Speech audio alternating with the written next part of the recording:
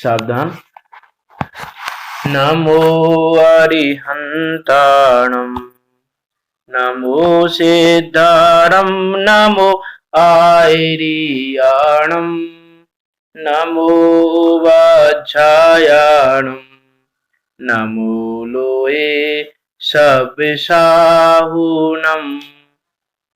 मंगलम भगवान वीरो मंगलम गौतमो गणी मंगलम कुंद कुंदार्यो जैन धर्मोस्तु मंगलम। सर्व मंगल मांगल्यम सर्व कल्याण कारकम प्रधानम सर्व धर्मानां जैनम जयतु शासनम जैनम जयतु शासनम। मंगल में मंगल करन वीतराग विज्ञान नमो ताहि जाते भये हरिहंतादि महान। करि मंगल करियो महाग्रंथ करन को काज जाते मिले समाज सब पावे निज पद राज। सो निज भाव सदा सुखद अपनो करो प्रकाश जो बहुविधि भवे दुख निको करियह सत्यानाश करियह सत्यानाश।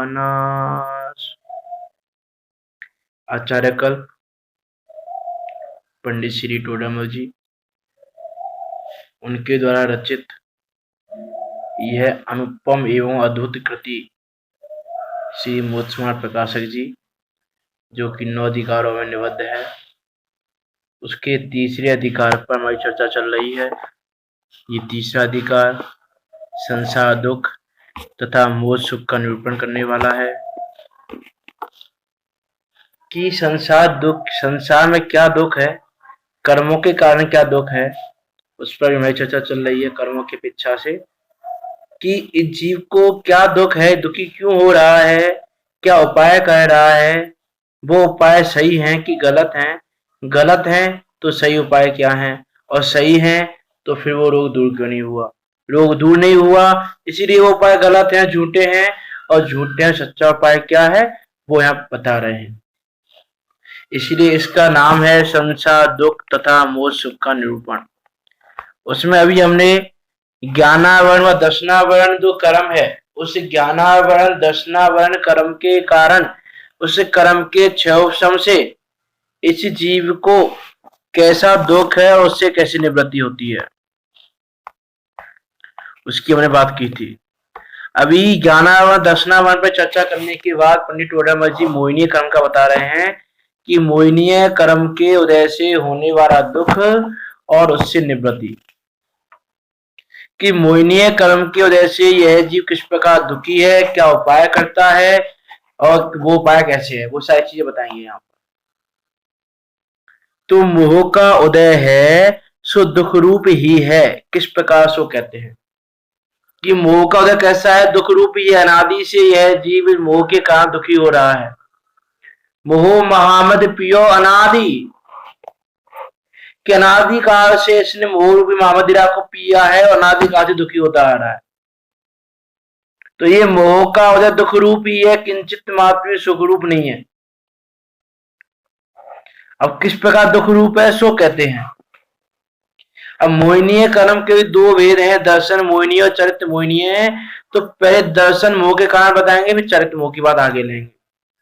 तो दर्शन मोह से दुख और उससे निवृत्ति कि प्रथम तो दर्शन मोह के उदय से मिथ्या दर्शन होता है, उसके द्वारा जैसा इसके श्रद्धान है वैसा तो पदार्थ होता नहीं है, और जैसा पदार्थ है वैसा यह मानता नहीं है, इसीलिए इसको आकुलता रहती है।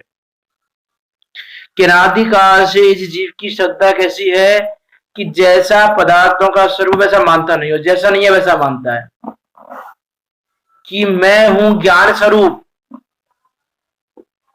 कि अमूर्ति प्रदेशों का पुंज, ज्ञान आदि प्रसिद्ध गुणों का धारी, अनादि निधन वस्तु में स्वयं हूं और मैं अपने कोई मूर्ति प्रदेशों का पुंज माने बैठा हूं। इस शरीर को मैं मान के बैठा हूं कि ये मैं हूं, लेकिन ये शरीर जीव नहीं है, मैंने इसको जीव मान लिया। और वो जीव जो है, वो जीव को मैंने जाना ही नहीं कि ये शरीर पुद्गल है, इसको मैंने जीव माना और मैं जीव हूं, मैंने अपने को पुद्गल माना। तो जो पदार्थ जैसा है वैसा जानता नहीं, और जैसा पदार्थ नहीं होता है वैसा मानता है। जैसा है वैसा माने यदि, तो इसकी मिथ्या श्रद्धा मिट जाए। लेकिन ये ऐसा मानता नहीं। यानी पहले देखा था कि सुख मानता है विषयों से, जबकि सुख आता है इसके स्वभाव से। तो विषयों में सुख नहीं, विषयों में सुख मानता है, और जहां सुख है वहां सुख नहीं मानता।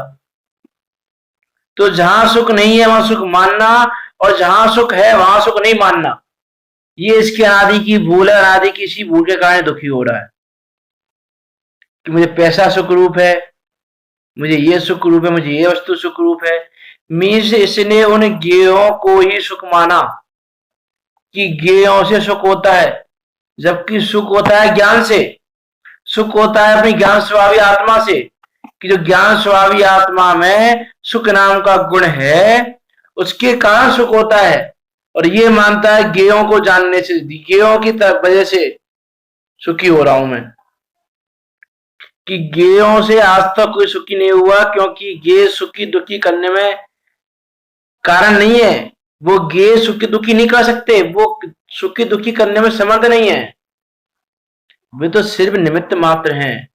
ये मिथ्या दृष्टि जीव मानता है ऐसा, क्योंकि उसमें मिथ्या दर्शन है, उसकी श्रद्धा कैसा मिथ्या है, और मिथ्या श्रद्धा के कारण वो ऐसा मानता है कि ये पदार्थ आया तो मुझे सुख हुआ, ये पदार्थ आया तो मुझे दुख हुआ। इस पदार्थ से सुख, इस पदार्थ से दुख, ये पदार्थ सुख देने वाला अच्छा है, ये पदार्थ दुख देने वाला बेकार है। इस प्रकार की इसकी अनादि से श्रद्धा पाई जाती है कि प्रथम तो दर्शन मोह के उदय से मिथ्या दर्शन होता है, उसके द्वारा जैसा इसके श्रद्धान है वैसा तो पदार्थ होता नहीं, और जैसा पदार्थ है वैसा ये मानता नहीं है। इसीलिए इसको आकुलता रहती है। आकुलता क्यों रहती है? आकुलता का कारण ये है कि जहां सुख नहीं वहां तुम सुख मान रहे हो, और जहां सुख है वहां तुम देख नहीं रहे हो। सुख कहां से होगा? और सुख नहीं होगा क्या होगी? आकुलता ही होगी। कि जिस वस्तु का जो स्वरूप नहीं मानोगे तो तुम आकुल ही रहोगे, व्याकुल रहोगे, और कुछ नहीं मिलेगी आकुलता के अलावा तुम्हें वहां से। तो आकुलता मिटाने का तो एक ही कारण है कि जैसी वस्तु वैसी मान लो, तो आकुलता मिट जाएगी। लेकिन यह जीव अनादि से जैसा नहीं है वैसा मानते आया है। उसमें देखा था दूसरे अधिकार में हमने कि जैसा है वैसा नहीं मानता, और जैसा नहीं है वैसा मानता है। ये इसके अनादि की भूल है। तो जैसे को तैसा मानना, जैसा कि जैसा मानना, इसका नाम है सम्यक श्रद्धान, सम्यक दर्शन। और जो ऐसा नहीं मानता उसको मिथ्या दर्शन होता है, इस दर्शन मोह के उदय से। तो अपने श्रद्धान को वस्तु के अनुरूप करने का नाम है सम्यक दर्शन, और वस्तु से विपरीत करने का नाम मिथ्या दर्शन। और हमने आज तक वस्तु के जैसा श्रद्धा नहीं किया, उससे विपरीत श्रद्धा नहीं किया है। कि जो भी कार्य अभी हम कर रहे हैं वो यही मान के कर रहे हैं कि ये चीज यहां से प्राप्त हो जाएगी। जैसे हमने सुबह की क्लास में लोक मूर्ता देव मूर्ता लीजिए बात की थी कि यह जीव प्रत्येक कार्य जो करता है वो इसीलिए करता है कि इससे ऐसा हो जाएगा कि करवा चौथ का व्रत रखने से पति की उम्र बढ़ जाएगी, शीतला माता को पूजने से पुत्र की उम्र बढ़ जाएगी, पुत्र नहीं मरेगा।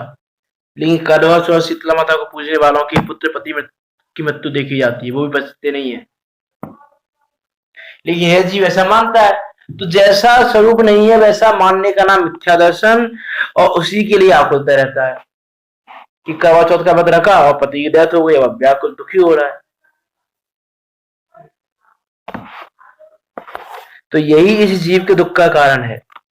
तो प्रथम तो दर्शन मोह की वजह से मिथ्या दर्शन होता है, उसके द्वारा जैसा इसकी श्रद्धा है वैसा तो पदार्थ होता नहीं है, और जैसा पदार्थ है वैसा ये मानता नहीं है, इसीलिए इसको आकुलता ही रहती है। जैसे पागल को किसी ने वस्त्र पहना दिया, वह पागल वस्त्र को अपना अंग जानकर अपने को वस्त्र को एक मानता है। कि जैसे कोई पागल मनुष्य है, उस पागल मनुष्य को किसी ने वस्त्र पहना दिए, वो पागल क्या मानता है? मेरे वस्त्र है, मेरे वस्त्र है, मेरे वस्त्र है। तो उस वस्त्र को अपने को एक ही मानता है कि वस्त्र रूपी मैं हूं, ये वस्त्र मेरे ही हैं। ये नहीं जानता कि बस किसी ने पहनाए हैं, वस्त्र मेरे नहीं किसी दूसरे के हैं, कि वस्त्र भी मेरे हैं। तो उन वस्त्रों में भी अपनापन करता है, तो अपने को वस्त्र को एक ही मानता है कि एक ही है, हम तो अलग अलग नहीं है। वह वस्त्र पहनाने वाले के अधीन होने से कभी वह फाड़ता है, कभी जोड़ता है, कभी खोजता है, कभी नया पहनाता है, इत्यादि चरित्र करता है। अब जो वस्त्र है वो किसके अधीन है? पहनाने वाले के अधीन है, तुम्हारे अधीन नहीं है। कि जिसने उस वस्त्र को पहनाया है उसके अधीन है वो वस्त्र। तो अब जिसने पहनाया है वो कई वस्त्र को फाड़े, कभी जोड़े, कभी दूसरा दे, कभी दोबारा निकल वाले की भाई वस्त्रों को निकालो, इनको वापस दो वस्त्रों को, कभी दूसरा नया पहना दे। इस प्रकार के विचित्र चरित्रों को करता है, विभिन्न चरित्रों को करता है। कौन करता है? कि जिसने पहनाया है उसने, जो पहनाने वाला है। लेकिन इसने क्या माना हुआ है? कि मेरे वस्त्र हैं ये और मैं एक ही हूं। अब जब वस्त्र फटते हैं तो मेरे वस्त्र फटे, आकुल हो गया, व्याकुल हो गया।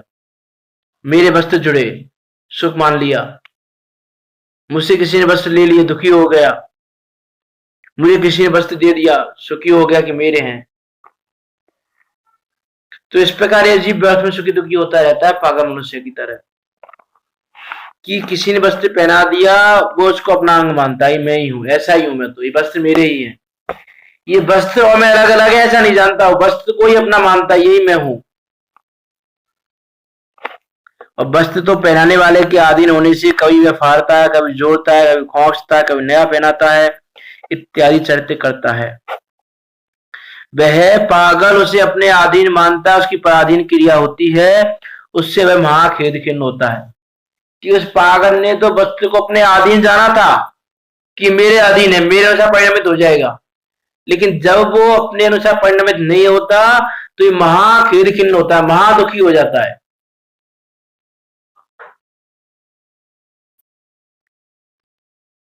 तो इसका उपाय क्या है? कि वो ऐसा जाने कि वस्त्र मेरे अधीन नहीं है, वस्त्र पहनाने वाले के अधीन है।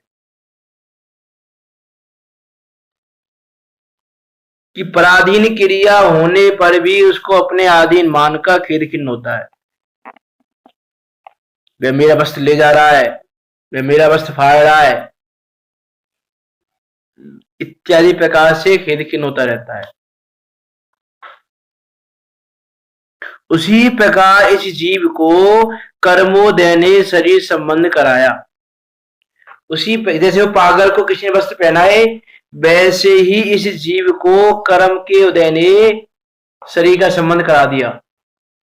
कि अभी तुमने मनुष्य का कर्म, मनुष्य आयु बांधी थी, मनुष्य आयु कर्म बांधा था, और तुमने नाम कर्म भी मनुष्य वाला बांधा था, तो तुमको ये शरीर मनुष्य जैसा मिल गया, तुमने नाम कर्म भी ऐसा ही बांधा। तो तुमको ये जो शरीर का संबंध हुआ वो कर्मोदय ने कराया जीव को।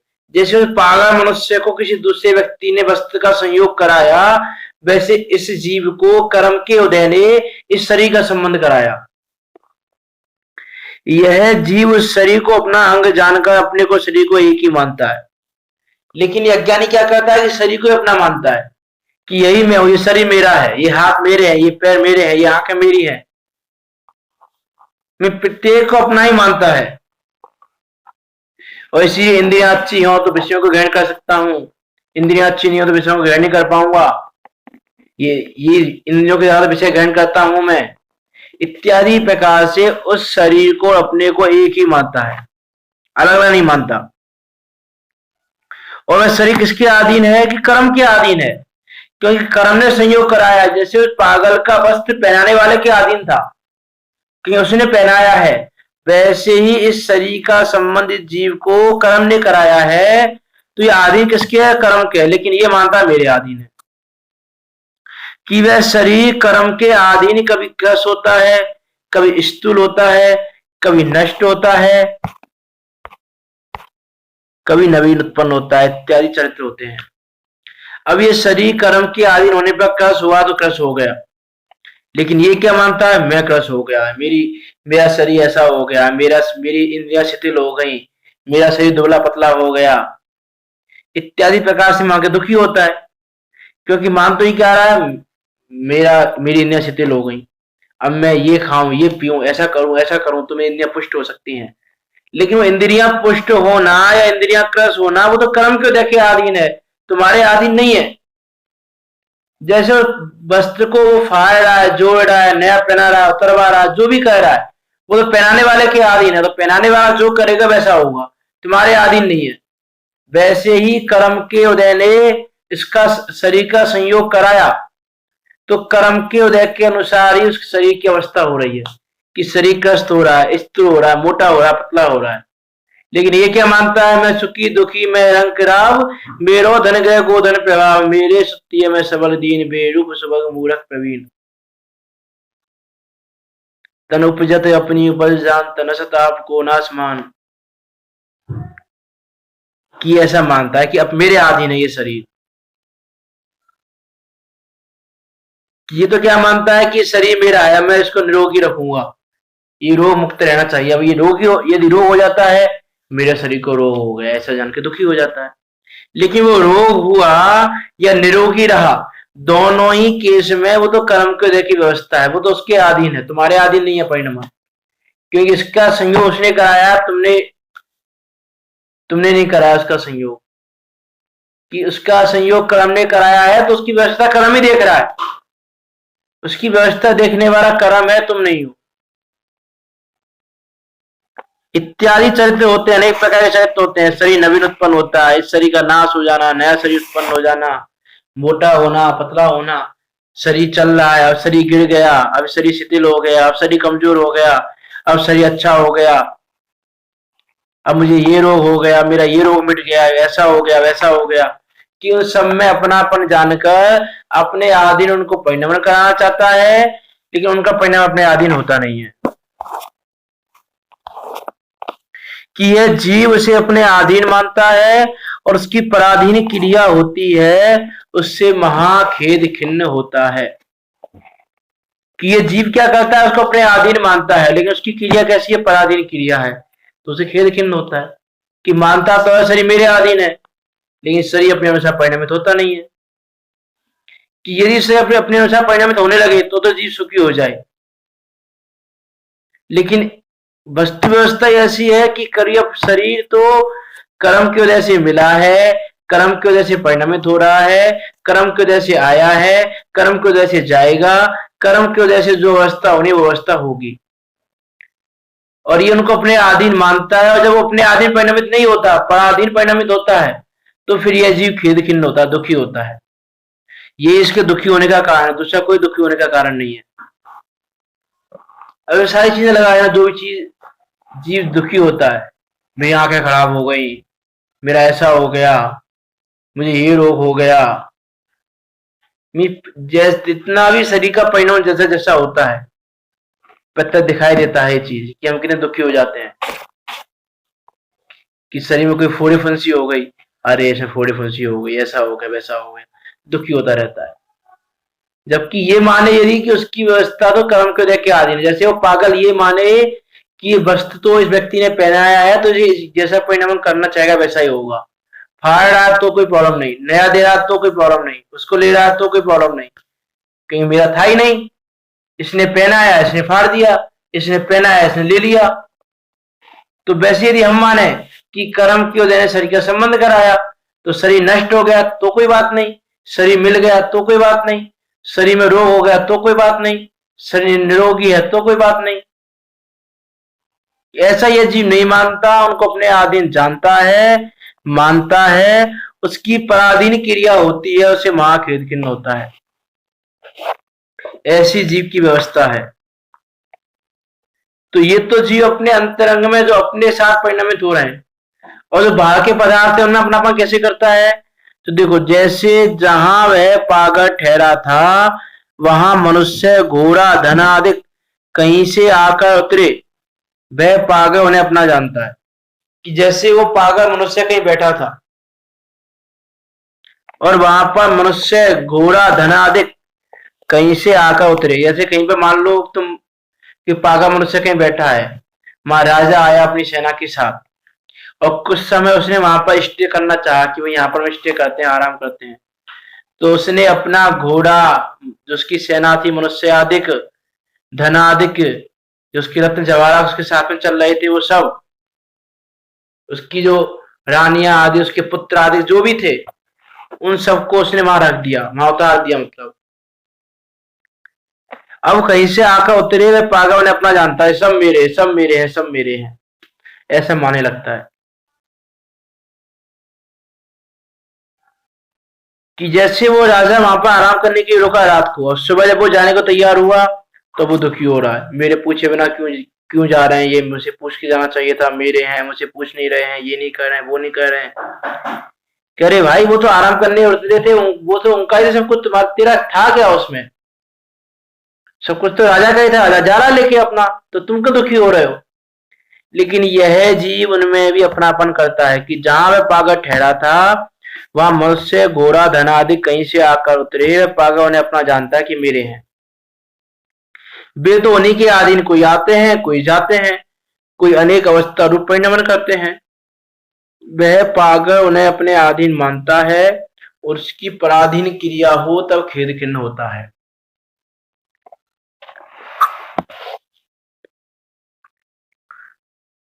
कि वे तो उन्हीं के अधीन कोई आते हैं, कोई जाते हैं, कोई अनेक अवस्था रूप परिणमन करते हैं। वह पागल उन्हें अपने अधीन मानता है, उनकी पराधीन क्रिया हो तब खेद खिन्न होता है। तो जो वो मनुष्य, घोड़ा, धनादि कहीं से आकर उतरे, तो वो तो उनका, उनके अधीन है। तुम्हारे अधीन क्या था? कि वे तो उन्हीं के अधीन कोई आते हैं, कोई जाते हैं, और कोई अनेक अवस्था रूप परिणमित होते हैं। कोई कैसा परिणमित हो रहा है, कोई कहीं जा रहा है, कोई कहीं जा रहा है, कोई कहीं रुक रहा है, कोई कहीं रुक रहा है, इत्यादि अनेक अवस्था रूप परिणमित होते हैं, क्योंकि वो उनके अधीन है। तुम्हारे अधीन थोड़ी ना है वो, क्यों तुमसे पूछ के कार्य करेंगे। वो राजा तुम्हारे अधीन थोड़ी ना है कि वो सुबह जाएगा तुमसे पूछ के जाएगा कि मैं अपनी सेना को लेकर चला जाऊं क्या। कि वो तो अपनी मर्जी से रुका था, अपनी मर्जी से जा रहा है, अपने अधीन रुका था, अपने अधीन जा रहा है। लेकिन यह जीव क्या मानता है, ये सब मेरे हैं, और चार है दुखी हो जाता है। कि वे तो उन्हीं के अधीन कोई आते हैं, कोई जाते हैं, कोई अनेक अवस्था रूप परिणमन करते हैं। यह पागल उन्हें अपने अधीन मानता है, और उनकी पराधीन क्रिया हो तब खेद खिन्न होता है। कि ये क्या मानता है, मेरे अधीन हो, जब उनकी क्रिया अपने अधीन नहीं होती तो भी खेद खिन्न होता है। उसी प्रकार यह जीव जहां पर्याय धारण करता है वहां स्वयमेव पुत्र, घोड़ा, धन आदि कहीं से आकर प्राप्त हुए, यह जीव उन्हें अपना जानता है। कि उसी प्रकार इस जीव को, जैसे मान लो मनुष्य पर्याय प्राप्त हुई, क्या उसको ने मनुष्य पर्याय धारण की, अभी मनुष्य पर्याय में स्वयं इसको पुत्र आदि, धन आदि, घोड़ा आदि, पैसा आदि, रत्न जवाहर आदि जो भी चीज मिलनी हो वो सब मिल जाती है अपने आप। मकान मिल गया, व्यापार मिल गया, जो भी मिलना था वो सब प्राप्त हो गई। बंगला, गाड़ी, सब चीज लगा लेना, चेतन अचेतन जितने पदार्थ है सारे पदार्थ लगा लेना। तो ये क्या मानता है, सब मेरे हैं। यह जीव उन्हें अपना जानता है कि ये मेरे हैं। ये घोड़ा मेरा, ये मकान मेरा, ये गाड़ी मेरी, ये बंगला मेरा, ये व्यापार मेरा, ये स्त्री मेरी, ये पुत्र मेरा, ये मेरा, ये मेरा, ये मेरा। मेरा धन ग्रह गोधन प्रभाव, कि धन भी मेरा है, गृह भी मेरा है, गोधन भी मेरा। मेरे सुततीय में सबल दीन, मेरे पुत्र, मेरी पुत्री, मेरी पत्नी, मेरे माता, मेरे पिता, सब मेरा है, अपना मानता है सबको। वे तो उन्हीं के अधीन कोई आते हैं, कोई जाते हैं, कोई अनेक अवस्था रूप परिणमन करते हैं। अब जो जितना संयोग हुआ चेतन चेतन पदार्थों का, वो तो उनके अधीन हुआ। अब वो उनके अधीन कोई कोई आ रहा है, कोई जा रहा है, कोई अनेक अवस्था रूप परिणामित हो रहा है। जैसे मान लो भाई पैसा आया, तो हमने क्या मान लिया, पैसा मेरा। अब वो पैसा जब चला गया हमारे हाथ से, तो हम क्या मानते हैं, दुखी क्यों हो रहा है ये जीव, मैं ऐसा नहीं कर पाया, नहीं तो पैसा नहीं जा पाता, मैं ऐसा कर लेता तो ऐसा हो जाता, मुझे इतना नुकसान हो गया, ऐसा करता तो नुकसान नहीं होता, ये नहीं होता, ऐसा नहीं होता। कि अरे भाई वो तो पैसा था, वो पैसे के कारण से आया, अपने आप आया, और जितना उसका काल था तुम्हारे पास रहने का, उतने उस काल को पूरा करके चला गया। तो तुम्हारे आगे था ही कब। वे आते हैं तो अपने कारण से आते हैं, और जाते हैं तो अपने कारण से जाते हैं। कि पुत्र का तुम्हारे साथ संयोग है, तो जितना संयोग है उतना संयोग होना है। लेकिन पुत्र का परिणाम पुत्र के अधीन है, कि वो अपने कारण से आया, तुम्हारे कारण से नहीं आया। पुत्र अपने कर्म की वजह से आया है। उसको ये मनुष्य शरीर मिला, ये कुल मिला, ये जाति मिली, जो भी मिला वो उसको अपने कर्म की वजह से मिला, तुम्हारे कारण कुछ नहीं मिला। अपने कारण से आया है, अपने कारण से जाएगा। सारी चीजें लगाना, जितनी तुम चीजें लगा सकते हो। पुत्र अच्छा मिलना तो उसके कारण से, पुत्र बुरा मिलना तो उसके कारण से, पुत्र बुरा हुआ तो अपने कारण से हुआ, पुत्र अच्छा है तो अपने कारण से है। पैसे का संयोग, जितनी भी भाई है, संयोग लगा के देख लें हम कि जी दुखी इसलिए हो रहा है, ये ऐसा नहीं मिला, ये ऐसा नहीं मिला। किसी पुत्र की शादी की उसने, हम लड़की अच्छी नहीं मिली, अरे वो लड़की अपने कारण से आई है, उसका योग था यहाँ का, इसलिए वो आई है। अब तुम भी उसमें दुखी हो रहे हो। क्या ये एक प्रकार से लगाना कि यह जीव जहां पर्याय धारण करता है, वहां स्वयं में पुत्र घोड़ा धन आदि कहीं से आकर प्राप्त हुए, यह जीव उन्हें अपना जानता है।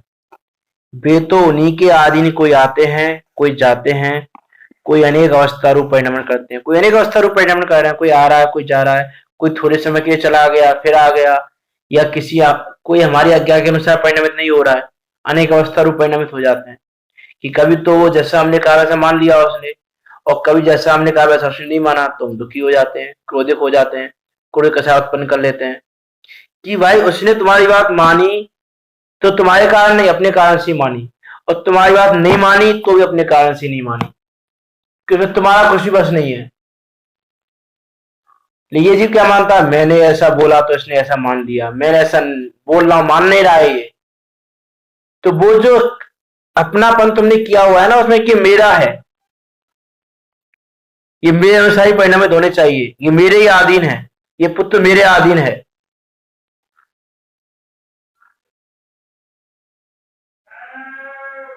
जो पर की क्रिया को अपने अधीन मान रहा है, कि वे तो उन्हीं के अधीन कोई आते हैं, कोई जाते हैं, कोई अनेक अवस्था रूप परिणमित करते हैं, यह जीव उन्हें अपने अधीन मानता है कि मेरे अधीन है, लेकिन उसके अधीन होते नहीं। यह जीव उन्हें अपने अधीन मानता है, और उसकी पराधीन क्रिया हो तब खेद खिन्न होता है। कि जीव तो मानता है मेरे अधीन, और जब उसकी क्रिया अपने अधीन नहीं होती, पराधीन परिणाम होता है, तो दुखी होता रहता है।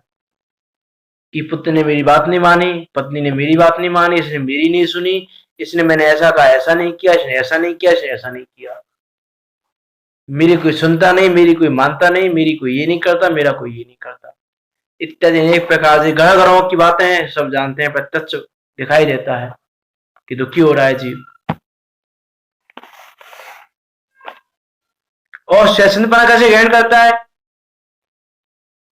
कि अरे व्यवहार में ऐसा कहना पड़ता है, व्यवहार में ऐसा कहना पड़ता है, कि अरे व्यवहार में जो कहना पड़ता है वो ऐसा मान के नहीं कहना पड़ता कि मेरे अधीन है, कि वह जीव ऐसा जानता है कि मेरे अधीन नहीं है, मेरा कर्तव्य कहने का है, मैंने कह दिया, वो नहीं माने, दुखी नहीं होता वो जीव। फिर यदि वो जीव दुखी हो रहा है, मतलब उसने अपने अधीन परिणमन माना है, जाना है, तब दुखी हो रहा है।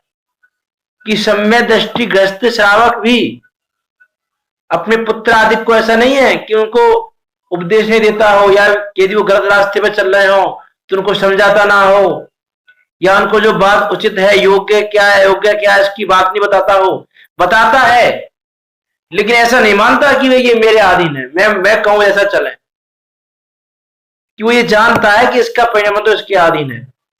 यदि मेरे समझाने के बाद भी गलत रास्ते पर जा रहा है, मेरे समझाने के बाद यदि गलती कर रहा है, तो तुम्हारा काम समझाने का है, लेकिन तुम क्रोध कषाय उत्पन्न करो उसके प्रति, या तो कोई कषाय भाव उत्पन्न करो, या उल्टा सीधा बोलो, तो वो तुम्हारे योग्य नहीं है। तो ये बता रहा है कि तुम्हारी मान्यता क्या है, कि तुमने क्या समझा है जमाने को पढ़ के आज तक, कि कुछ नहीं समझा है। तो वह जीव उन्हें अपने अधीन मानता है, उनकी पराधीन क्रिया हो तब खेद खिन्न होता है। अब यहां कोई कहे कि किसी काल में सही की तथा पुत्रादि की क्रिया इस जीव के अधीन भी तो दिखाई देती है, तब तो सुखी होता है। कि किसी ने शंका की कि भाई किसी काल में ऐसा होता है कि शरीर जैसा हमने चाहा वैसा हो गया, जैसा हमने चाहा वैसा पुत्र हो गया, जैसा हमने उससे करने को कहा उसने वैसा कर दिया। हमने कहा कि शरीर निरोगी रहना चाहिए और शरीर हमारा निरोगी रह रहा है अभी, तो उस काल में जीव सुखी होता है। तुम ऐसा क्यों कह रहे हो कि दुखी ही अनादिकाल से कभी सुखी नहीं हुआ, तो उस काल में जीव सुखी होता है कि नहीं होता है, तो ऐसा क्यों कह रहे हो तुम?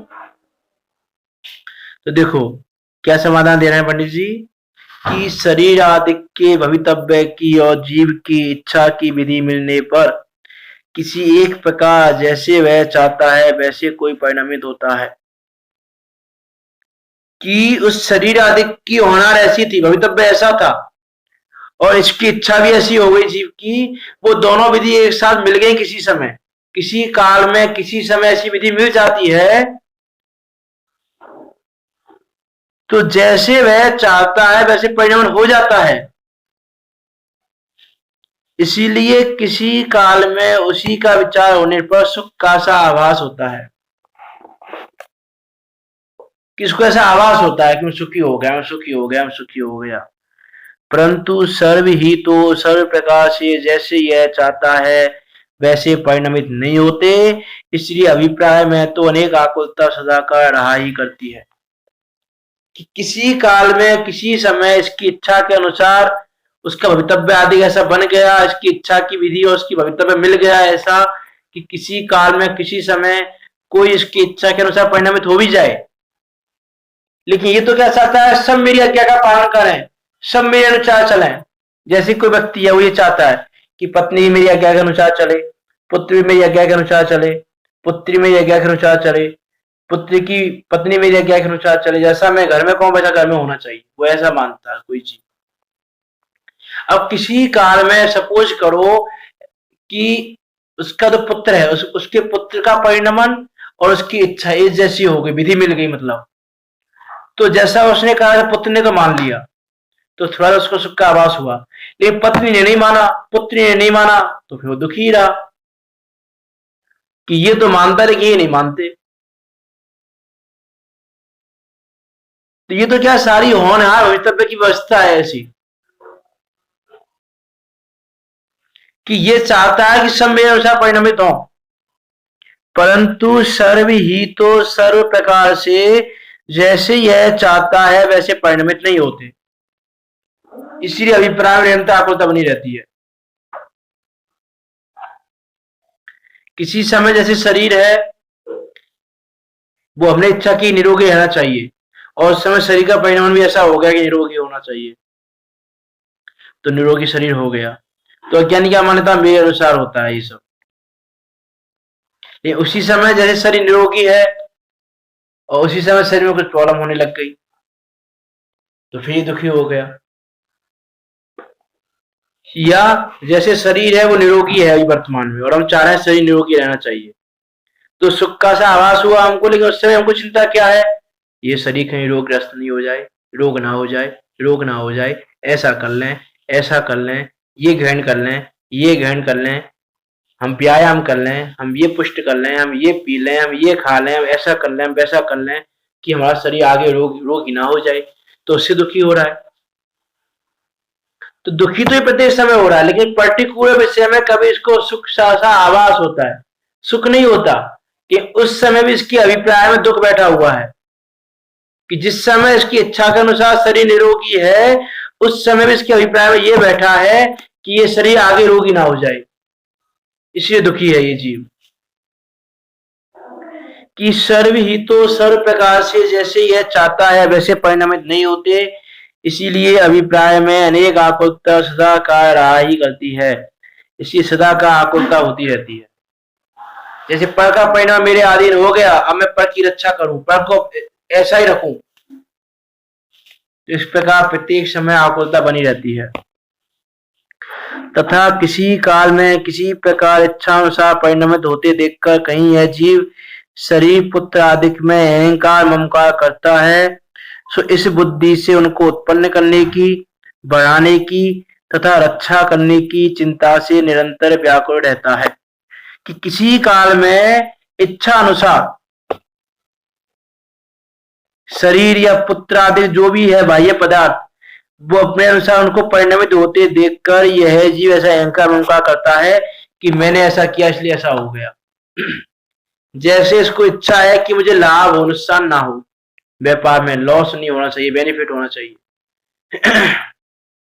अब इसको बेनिफिट हो गया, तो उस समय उस पैसे का ऐसा परिणाम होना था और इसकी इच्छा भी ऐसी थी, तो उस समय वो इच्छा वो परिणाम मिल गया। तो अब ये क्या मानता है, मैंने ऐसा किया इसलिए ऐसा हो गया, मैं ऐसा नहीं करता तो बेनिफिट नहीं होता, मेरे करने से हुआ। तो उसमें अहंकार करता है, ममकारपना करता है कि ऐसा मेरे कारण हुआ, मैंने किया इसलिए ऐसा हो गया, नहीं तो ऐसा नहीं होता। तो ऐसा यह जीव मानता है प्रत्येक समय, उसमें अहंकार करता है और ममकारपना भी करता है, दोनों काम करता है, अहंकार भी हो रहा है उसको और ममकारपना भी हो रहा है। कि किसी काल में किसी प्रकार इच्छा अनुसार परिणमित होते देखकर कहीं यह जीव शरीर पुत्र आदि में अहंकार ममकार करता है, सो इस बुद्धि से उनको उत्पन्न करने की, बढ़ाने की, अच्छा करने की चिंता से व्याकुल रहता है। कि अब जिस समय उसको ये इच्छा हुई कि मुझे बेनिफिट होना चाहिए और उस समय पैसे का परिणाम भी ऐसा हो गया कि उसको बेनिफिट हो गया, तो उस समय उसको चिंता क्या है कि पैसे को कहाँ रखूं, कहाँ इसकी रक्षा करूं, कहाँ ये करूं, और कैसे बढ़ाऊं, और कैसे बेनिफिट होना चाहिए ज्यादा, और क्या करूं, और कैसा कर दूं, ये कर दूं, ऐसा कर दूं। तो उससे वो प्रत्येक समय दुखी हो रहा है फिर भी।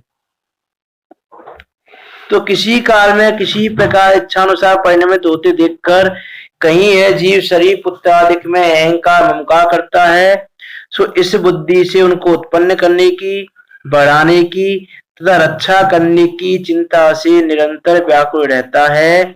नाना प्रकार कष्ट सहकर भी उनका भला चाहता है। कि नाना प्रकार से, बहुत प्रकार से कष्ट सहकर भी जैसे इनका भला हो, जैसे इनकी रक्षा हो, जैसे इनकी वृद्धि हो, वैसा चाहता है, वैसे उपाय करता रहता है। तथा जो विषयों की इच्छा होती है, कषाय होती है, बाह्य सामग्री में इष्टपना मानता है, अन्यथा उपाय करता है, सच्चे उपाय की श्रद्धा नहीं करता, अन्यथा कल्पना करता है, सो इन सब का मूल कारण एक मिथ्या दर्शन है। कि विषयों की जो इच्छा हो रही है, जो कषाय भाव हो रहे हैं, जो पदार्थों की इच्छा हो रही है प्रत्येक समय, उन संयोगों में जो इष्टनिष्ठपना मान रहा है, पुत्र में, पत्नी में, माता में, पिता में, अचेतन पदार्थों में, चेतन पदार्थों में, उनमें जो इष्टनिष्ठपना मान रहा है कि मैं सुखी दुखी में रंग रहा हो, दूसरी ढाई अपनी डर सामने लगा ना मिथ्या दर्शन के स्वरूप में, कि इसका मिथ्या ज्ञान कैसा है, तत्वों का इसका श्रद्धान कैसा है। इसका श्रद्धान उल्टा है कि मैं सुखी दुखी में रंग राव, मेरो धन ग्रह गोधन प्रभाव, कि उनमें इष्टनिष्ठपना मान के बैठा है कि ये इष्ट है, ये अनिष्ट है, ये ग्रहण करने योग्य है, ग्रहण करने योग्य नहीं है, अन्यथा उपाय करते रहता है, सच्चे उपाय की श्रद्धा नहीं करता, कि सच्चा उपाय क्या ही जानता नहीं है। कि ये क्या मानता है कि मेरे करने से पैसा आता है, ये उपाय क्या है, झूठा उपाय है। इसका सच्चा उपाय क्या है कि पैसा तो पुण्य से आता है, पुण्य करोगे तो पैसा आ जाएगा, पुण्य नहीं होगा तुम्हारे पास तो पैसा नहीं आएगा, ये उसका सच्चा उपाय है। अब अन्यथा उपाय करता है, सच्चे उपाय की श्रद्धा नहीं करता, अन्यथा कल्पना करता रहता है।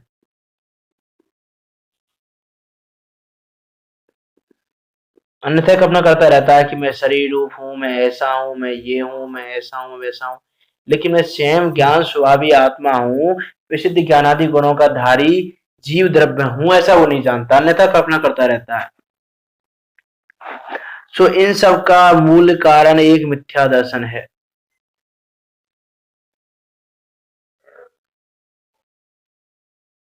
उसका नाश होने पर सबका नाश हो जाता है। यदि मिथ्या दर्शन का नाश हो गया, मिथ्या दर्शन क्या था कि वस्तु जैसी है वैसी नहीं मानता था, तो जो वस्तु जैसी उसको वैसी मान ले तो उसका नाश होने पर सबका नाश हो जाता है। कि पुत्र जैसा है उसको वैसा ही मान ले कि पुत्र मेरे रूप नहीं है, पुत्र का परिणाम पुत्र के आधीन है, ऐसा मान ले तो दुख का नाश हो जाएगा। कि पत्नी मेरे अनुसार परिणामित नहीं हो सकती, पुत्र का पत्नी का परिणाम पत्नी के अधीन है, मेरा परिणाम मेरे अधीन है, पैसे का परिणाम पैसे के अधीन है, मेरे अधीन नहीं है। जितने भी चेतन चेतन पदार्थ दिखाई दे रहे हैं सबका परिणाम मेरे अधीन नहीं है, और तो और इस शरीर का परिणाम भी मेरे अधीन नहीं है, ऐसा यदि वो जाने तो दुखों का नाश हो जाएगा। तो इन सब का मूल कारण मिथ्या दर्शन है, उसका नाश होने पर सबका नाश हो जाता है। कि स्वयं नाश हो जाता है, नाश करना नहीं पड़ता। फिर मिथ्या दर्शन का नाश होना चाहिए, मिथ्या दर्शन का नाश हो गया तो इन सब का नाश तो अपने आप हो जाएगा। कि जब विपरीत श्रद्धा का नाश हो गया तो कसाय भाव का नाश अपने आप हो जाएगा। इसलिए सम्यक दृष्टि श्रावक को ऐसे परिणाम करने नहीं पड़ते, कसाय रहित वाले परिणाम स्वयं होते हैं। उसके परिणाम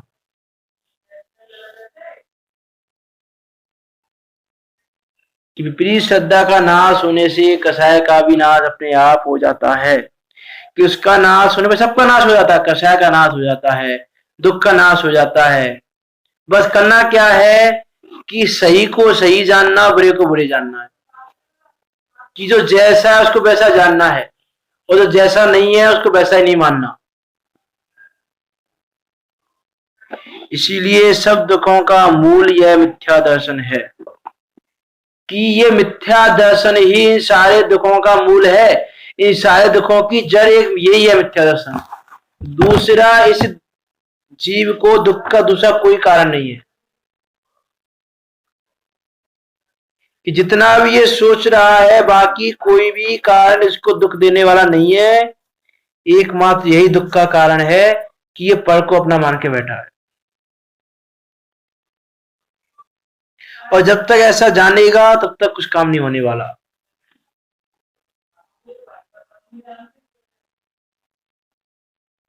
व्यर्थ विकल्प करता रहेगा और व्यर्थ विकल्प करेगा तो दुखी होता रहेगा।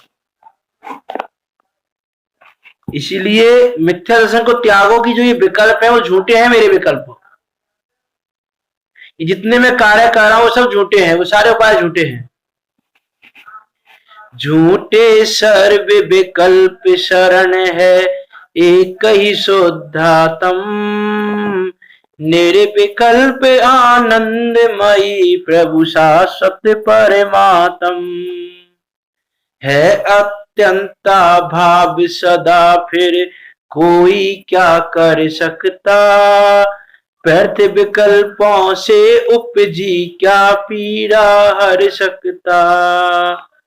नहीं सूर्य में अंधकार त्यों दुख नहीं गायक में, दुख का ज्ञाता भले कहो पर गायक नहीं दुख में। गायक तो गायक में रहता, गायक गायक ही, कल्प नहीं यह परम सत्य है, अनुभव योग्य यही। भूल स्वयं को व्यर्थ आकुलित हुए फिरो भव में, जानो जानन हार स्वयं आनंद प्रगटे निज में। हुआ न होगा कोई सहाय झूठी आस तजो, नहीं जरूरत भी तुमको अब अपनी ओर लखो। पूर्ण स्वयं में तृप्त स्वयं में आप ही आप प्रभो, सहज मुक्त हो स्वयं सिद्ध हो जान निहारे रहो। ऐसा जानो इन दुखों का मूल मिथ्या दर्शन है। मिथ्या दर्शन का नाश होने पर यह जीव कषाय आदि भावों से स्वयं रहित हो जाता है।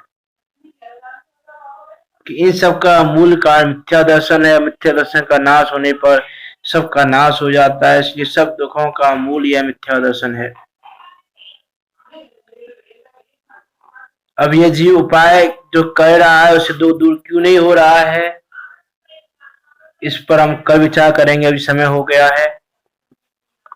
आप इस पर विचार करना वास्तव में कि हम दुखी किस लिए हैं, और इसका विचार करते हुए हम अपने मोक्ष के मार्ग को प्रशस्त करें।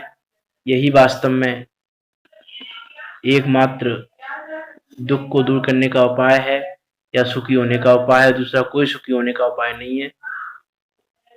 ऐसा जानकर, ऐसा मानकर हम अपने पुरुषार्थ को स्वयं की ओर उन्मुख करें, स्वयं को जानने में लगाएं।